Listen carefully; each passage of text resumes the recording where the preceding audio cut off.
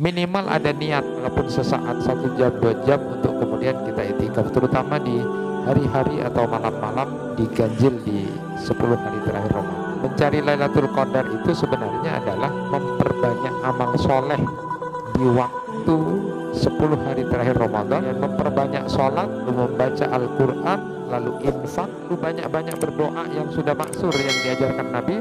Allahumma innaka afun tuhibbul afwa fa'fu anni.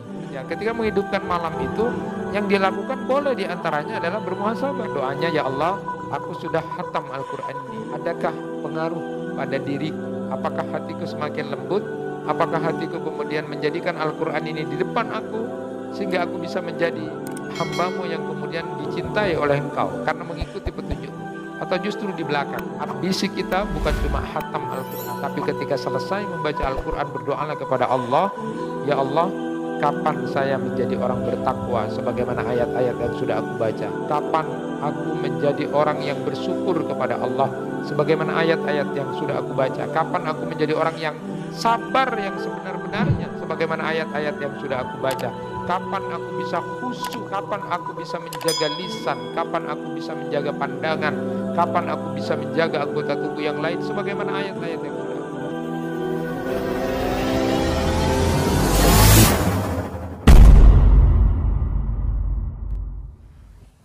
Assalamualaikum warahmatullahi wabarakatuh.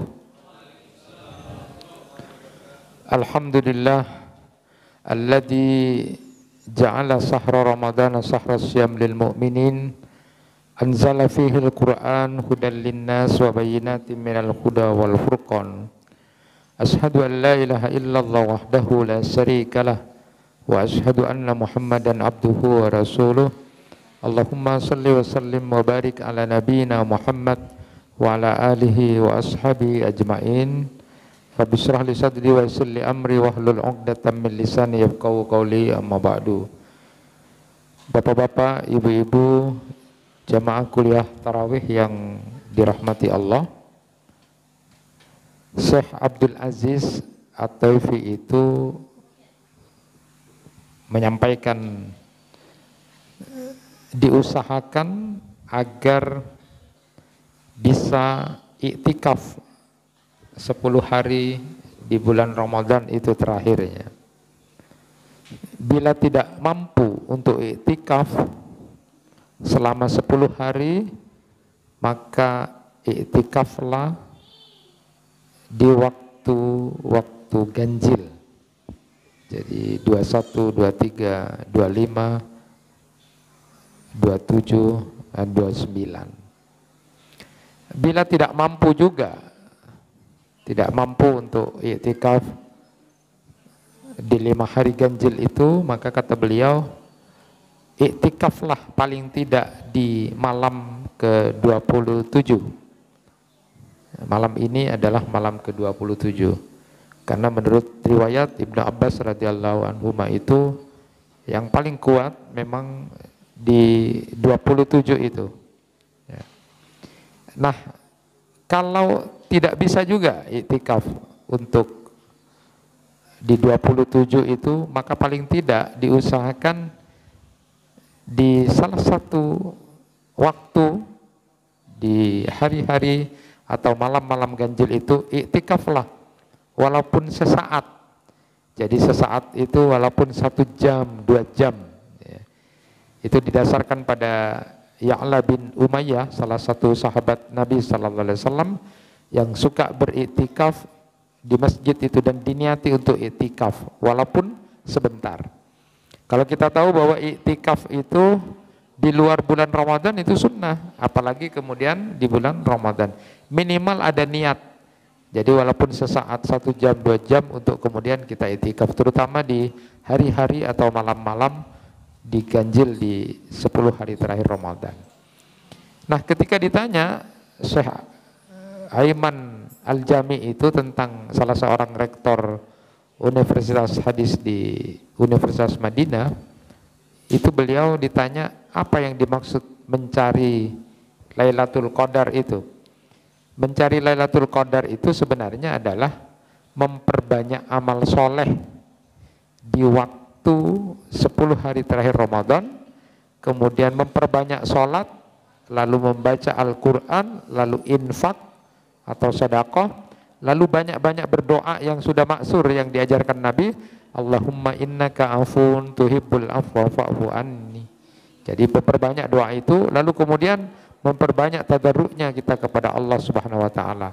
Jadi kalau malam 27 sekarang ini kita kemudian mau melakukan itu, paling tidak ketika ditanya apa sih mencari Lailatul Qadar itu, maka kata beliau makna mencari Lailatul Qadar itu adalah memperbanyak amal soleh. Iya sholat, iya bacaan Al-Qur'annya, infaknya, sedekahnya, lalu doa-doa dia panjatkan terutama di malam-malam ganjil seperti malam ini sekarang 27. Teruslah lakukan itu, maknanya orang yang kemudian mencari Lailatul Qadar, bukan kemudian diteropong jalan-jalan melihat langit, bukan, tapi semata-mata adalah memperbanyak ketaatan kepada Allah Subhanahu wa taala. Nah, jamaah yang dirahmati Allah, di hari-hari ini ya, atau di malam-malam ketika kemudian kita berada di 10 hari terakhir bulan Ramadan itu, sesungguhnya adalah salah satu muhasabah penting yang kita lakukan itu adalah ketika kita harus mendalami ayat-ayat Al-Quran. Jadi kalau di dalam Al-Quran itu disebutkan ya, bahwa Al-Quran itu merupakan mau'idhah, nasihat-nasihat buat diri kita sendiri untuk kita jadikan pelajaran di depan kita. Abu Musa al-Asy'ari itu pernah mengumpulkan 300 ahli hafal Quran ya. Jadi hafid dikumpulkan, para hufat, orang-orang yang hafal Quran itu dikumpulkan oleh Abu Musa al-Asy'ari itu. Ada sekitar 300 orang yang hafal Al-Quran. Lalu beliau menyatakan, ini Al-Quran yang agung. Ini akan menjadikan ladang pahala kita, atau justru sebaliknya akan menjadikan dosa buat kita. Loh kok bisa? Nah, beliau mengatakan, maka ikutilah Al-Quran. Kalau Al-Quran di depan kamu menjadi petunjuk kamu, maka dia akan menjadikan ladang pahala yang mudah untuk memasukkan kita ke surga. Tapi kalau kemudian Al-Quran itu justru ada di belakang kamu, jadi Al-Quran yang ngikutin kamu, bukan kamu yang ngikuti Al-Quran, tapi nafsu kamu yang di depan, maka itu akan menjadi sebaliknya, justru menjadikan dirimu akan berada dalam dosa ketika kamu berhadapan dengan Al-Quran itu. Itu di hadapan para hufat Quran itu, Abu Musa al-Asy'ari menyatakan begitu. Nah, sebagai gambaran buat kita, jamaah yang dirahmati Allah, tentu bahwa ayat-ayat Al-Quran itu menjadi semacam pelajaran, paling tidak ya, seperti yang diceritakan oleh Syekh Ibrahim As-Sukran itu dengan Syekh Ali At-Tatawi itu, betapa Al-Quran itu bisa memberikan pengaruh besar terhadap kita. Tinggal kita ini punya pengaruh apa enggak. Kalau di dalam ayat Al-Quran disebutkan surat Al-Hasyr ayat 21 itu, lau anzalna hadzal Qur'an ala jabalin la ra'aitahu wasyi'am mutasaddiam min khasyatillah. Seandainya Al-Quran ini diturunkan pada gunung, maka gunung itu nanti akan menjadi takut dan pecah karena takut kepada Allah Subhanahu wa taala. Bagaimana dengan hati kita? Apakah ayat-ayat yang sudah kita baca itu punya pengaruh kepada diri kita? Maka ketika malam, ketika kita i'tikaf, ketika kita kemudian menghidupkan malam di keluarga kita, di mana saja, ketika menghidupkan malam itu, yang dilakukan boleh diantaranya adalah bermuhasabah. Bagaimana kemudian Al-Quran itu menjadi pelajaran. Saya ceritakan tentang Syekh Ibrahim As-Sukran itu pernah bercerita itu. Ada seorang pemuda yang kemudian suka ngelawan orang tuanya itu. Orang tuanya dilawan, tak ada tempat orang tuanya terus. Dilawan. Sampai kemudian orang nasihati, sudah kamu tidak boleh gitu sama orang tuanya, tidak boleh gitu sama orang tuanya, tidak boleh gitu segala macam. Tak mempan. Lalu kemudian dipanggillah oleh Syekh Ibrahim As-Sukran itu, lalu kemudian beliau bacakan ayat di dalam Quran surat Al-Isra ayat 24 itu. Pemuda ini kemudian disuruh baca, coba tenang dibaca. Nah, itu dibaca. Waqfid lahuma janahadzulli minar rahmati wa qur rabbirhamhuma kama rabbayani shaghira. Nah, itu dibaca. Jadi kalau di Al-Isra ayat 23, Al-Isra ayat 24 ini yang sudah dibaca. Bahwa kamu rendahkan dirimu di hadapan orang tua kamu itu. Dan berdoalah agar kamu kemudian nanti, agar Tuhan mengasihi orang tuamu sebagaimana kemudian mereka mengasihi kamu sejak kecil. Jadi ketika membaca ayat ini, pemuda itu kemudian terpengaruh. Ya, bukan karena dia kemudian orang Arab paham ayat Al-Quran ya. Kita ini kan susah untuk paham. Makanya kan kemudian seberapa kemudian ayat-ayat itu punya pengaruh. Sama dengan ketika Syekh Ali At-Tantawi itu kemudian bercerita, kalau tadi pemuda itu setelah dibacakan ayat itu, lalu kemudian dia tidak lagi melawan orang tuanya, dia coba merendahkan diri. Karena memang Al-Quran itu punya pengaruh.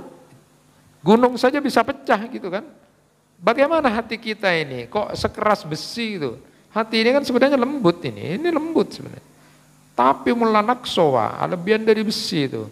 Nah inilah yang kemudian menjadi muhasabah kita. Al-Quran itu menjadi mau'idah. Nah, tetapi kalau kemudian Al-Quran tidak kita jadikan petunjuk di depan, tidak akan ada punya nilai. Itu katanya Abu Musa Al-Asy'ari itu kepada para hufat itu, hati-hati, ini Al-Quran ini agung. Bisa menjadi kemudian ladang kita menuju surga atau sebaliknya. Lalu kalau ceritanya Syekh Ali At-Tantawi itu adalah dua orang suami istri yang sudah bertengkar keras itu. Sudahlah pokoknya wis cerai, anaknya tidak dipikir sudah cerai. Lalu kemudian oleh Syekh Ali At-Tantawi waktu itu sebagai seorang hakim ya, dia menjadi hakim terus dinasihati keduanya karena sudah tidak tepat nafas, pada salah. Saya laki salah, saya bini salah, itu sudah tengkar luar biasa itu. Lalu oleh beliau kemudian dibacakan, coba baca Quran surat Al-Baqarah ayat 237 itu. Wala tansal fadla bainakum, janganlah kamu kemudian melupakan kebaikan-kebaikan di antara kalian. Kamu ingat dulu bagaimana kamu mencintai dia, apa kebaikan dia.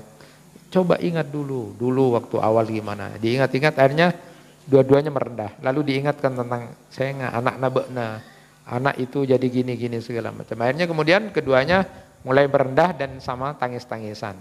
Walaupun memang tidak kemudian utuh lagi. Tapi paling tidak Al-Quran itu memang betul-betul bisa berpengaruh. Nah inilah yang menjadi menarik ketika Imam Al-Juri itu dalam kitab Akhlaq wa Hamalatil Qur'annya itu membicarakan buat kita, apakah ketika kita sudah 1 kali hatam, 2 kali hatam, atau yang sampai ada yang 5 kali hatam di bulan Ramadan itu, betul itu punya pengaruh kepada dirinya atau tidak.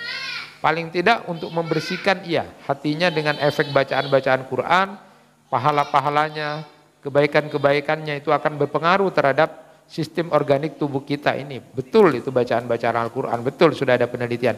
Tapi kemudian bagaimana sejauh itu kata Imam Al-Juri, yang kita pikirkan pada saat kita menghidupkan malam dalam rangka berusaha untuk dekat kepada Allah, Lailatul Qadar, di akhir-akhir waktu Ramadan terutama malam ini, bermuhasabahlah, coba dibaca Al-Quran, ada enggak pengaruh buat kita. Kata Imam Al-Juri, maka doanya, ya Allah, aku sudah hatam Al-Quran ini, adakah pengaruh pada diriku? Apakah hatiku semakin lembut? Apakah hatiku kemudian menjadikan Al-Quran ini di depan aku, sehingga aku bisa menjadi hambamu yang kemudian dicintai oleh engkau karena mengikuti petunjukmu, atau justru di belakang? Sehingga kemudian seperti yang saya sampaikan kemarin, bahwa ternyata apa-apa yang kita baca itu pengaruhnya buat kita seberapa.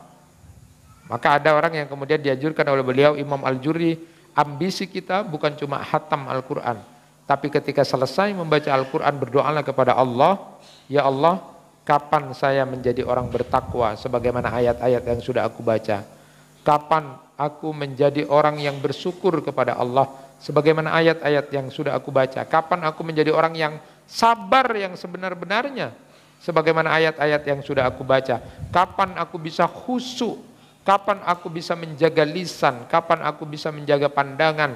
Kapan aku bisa menjaga anggota tubuh yang lain sebagaimana ayat-ayat yang sudah aku baca? Itu bermohon kepada Allah setelah khatam. Di samping kita kemudian bermohon, setiap huruf yang kita baca itu punya pengaruh pada diri kita dan punya pahala, tapi berdoa juga kepada Allah, ya Allah, berikanlah Al-Quran itu semacam nur, cahaya, petunjuk buat kita untuk kemudian bisa merubah diriku nanti pada saat di akhir Ramadan.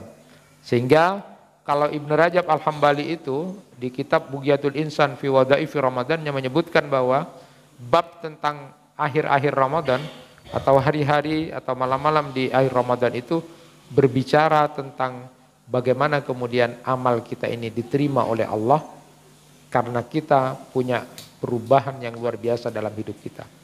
Harus itu, harus. Kalau ada dalam sebulan ini kita sudah mulai berubah, hati kita menjadi lunak, hati kita menjadi baik, hati kita sudah berusaha untuk menjadikan Al-Quran di depan kita, insya Allah nanti sebagaimana yang disebutkan dalam kitab itu juga, Allah Subhanahu wa taala berfirman pada hamba-hambanya, nanti ketika sudah takbir Idul Fitri itu, ketika dikumandangkan Allahu Akbar, Allahu Akbar, saat takbir itu dikumandangkan, Allah berfirman, para hambaku sudah selesai melaksanakan puasa karena aku, dia tidak makan dan minum karena aku, tidak berhubungan karena aku, maka aku sekarang membebaskan mereka dari dosa-dosa dan kesalahan yang sudah mereka lakukan, dan hari ini mereka bisa lahir seperti bayi yang baru dilahirkan. Apalagi niatnya sebagaimana kemudian disebutkan oleh Ubay bin Ka'ab itu, kalau orang berniat nanti habis Ramadan saya harus jauh lebih baik, saya harus berubah, maka dipastikan orang ini akan dijaga oleh Allah Subhanahu wa taala. Tapi kalau sudah di akhir-akhir Ramadan, parah lah, mari ya betek boleh masongko. Ala kuah boleh, saya coba maksiat boleh. Itu tidak akan punya nilai dari apa yang dilakukan selama Ramadan. Tapi kalau sudah Ramadan di akhir-akhir dia berniat, saya harus berubah, saya harus jauh lebih baik, maka insya Allah Allah akan menjaga dan menjadikan dirinya bersih dari dosa dan kesalahan yang dilakukan, dan dia keluar seperti bayi yang baru dilahirkan. Tapi kalau muncul lagi benih-benih, parah lah merdeka, parah, mari dia, itu sudah tidak akan punya nilai, dan itu adalah sebuah kemaksiatan yang luar biasa dan justru akan berbahaya pada dirinya. Mudah-mudahan malam ini, malam ke-27, bisa kita lakukan ketaatan kepada Allah, kita hidupkan malam ini dan malam-malam di akhir-akhir ini, sehingga kemudian yang terpenting, kata Syekh Ibnu Taimiyah itu menyebutkan, yang terpenting itu adalah kesempurnaan, kebagusan di akhir, bukan berpikir tentang ketidaksempurnaan di awal. Jadi kalau awal-awal kemarin kita tidak semangat atau tidak sempurna, itu tidak penting. Yang penting itu adalah bagaimana menyempurnakan di hari dan malam-malam terakhir bulan Ramadan ini. Mudah-mudahan Allah memberikan kemudahan kepada kita untuk bisa kemudian dekat dengan Allah, diberikan jalan untuk kita tetap berada dalam hidayah dan ketaatan kepada Allah, sehingga kita bisa meraih ampunan, rahmat, dan kemudian pembebasan dari api neraka di akhirnya nanti. Itu yang bisa disampaikan, mudah-mudahan bermanfaat. Kurang lebihnya mohon maaf. Wassalamualaikum warahmatullahi wabarakatuh.